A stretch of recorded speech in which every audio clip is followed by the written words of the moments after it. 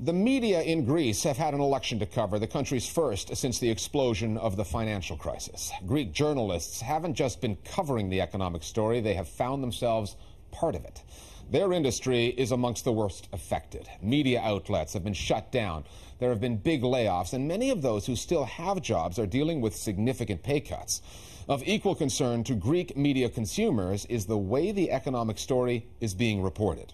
Media outlets owned by conglomerates have been accused of putting the corporate agendas of their paymasters ahead of journalistic considerations. Then there's the suggestion that alternative economic points of view do not get a fair hearing in the Greek media, unlike the bromides proposed by outside organizations such as the World Bank and the International Monetary Fund.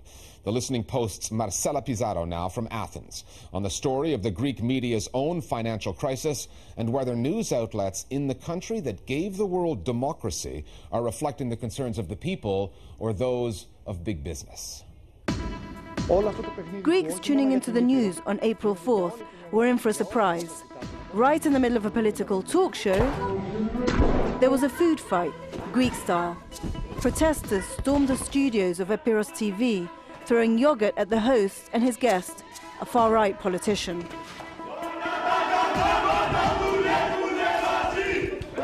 Greek media are suffering.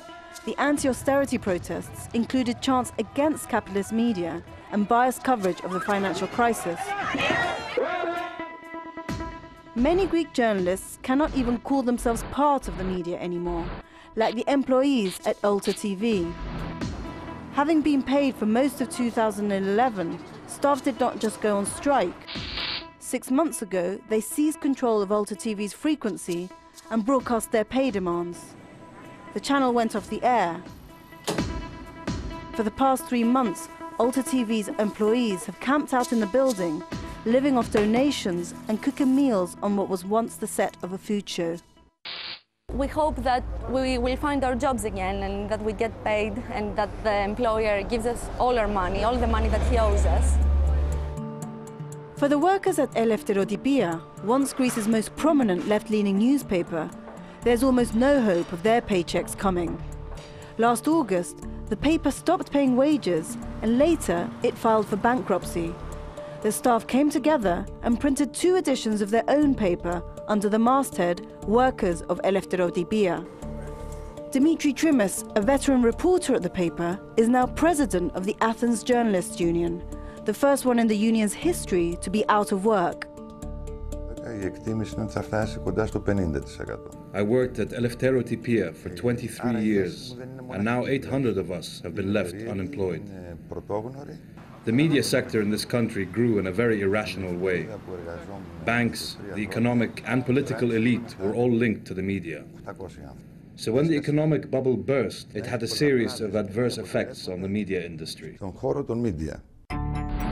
Some of the effects began even before the layoffs and bankruptcies. In the 2 years of this crisis, coverage by the mainstream media has become an issue.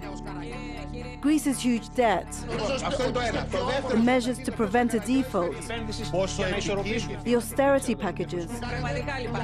Every element in this financial saga has been controversial, and the way that the Greek media have covered the story is part of the story.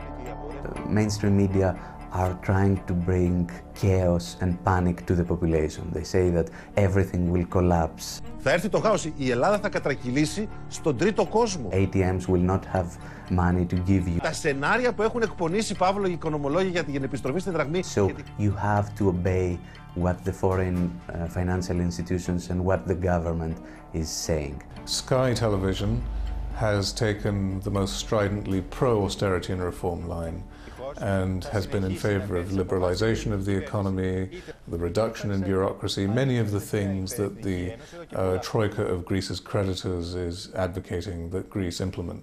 The problem with the Greek media today is not just that thousands have been left out of work. It's also that democracy is on the line. The very same people who created this crisis insist today that they will overcome it. In reality, what they do is that they manipulate public opinion. They're matching the policies of the Troika and the IMF, and they control journalism.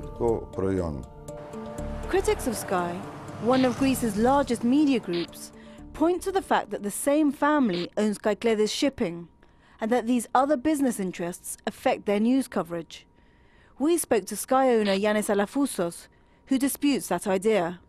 Most media are not looking at the reality of the situation, that Greece messed up, that we have a huge amount of debt, that we are bankrupt, and that third parties had to impose rule on us because we couldn't do it ourselves.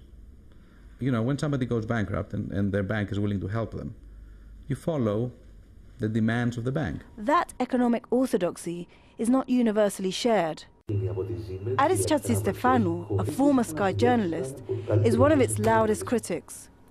He was laid off a year ago because, he says, of the political views he aired on his radio show. His documentary, Debtocracy, did not help his case. It was a scathing critique of the dominant media narrative about what went wrong in Greece. I think that we are living under a media dictatorship. When the media owners decide to fire thousands of employees, they can choose who they will fire. So they will choose to throw out the people that had an alternative point of view. Chatzistefanou has taken Sky to court, but his former boss says the firing was not about freedom of expression, but about an employee being partisan. I think that he's not right telling that he didn't have the opportunity and the freedom to do what he wanted to do, journalistically speaking. But came a point when he took a political stand. And by taking a political stand, it was a partisan way of seeing things. And then I think that the best way for both of us was to be separated. With so many media outlets under financial pressure, new media alternatives have emerged, such as Unfollow and Mono magazines, set up by journalists sacked from their jobs. There's also Radio Bubble, a community web station. These new voices offer different perspectives and challenge existing market-driven forms of journalism. All those who've been thrown out of the media should organize themselves and create their own experimental cooperatives, which can provide real information, as opposed to the directives coming from the elites who are selling austerity and authoritarianism. People want to get this alternative perspective to the news, even when they disagree with what we are saying. So we are not saying that we are balanced, we are saying that we are bringing an alternative point of view. Because in a country that gave the world democracy, there should be room for alternative points of view. They are out there, but Greeks in the market for thinking that comes from outside the mainstream will have to look somewhere other than their television screens to find it.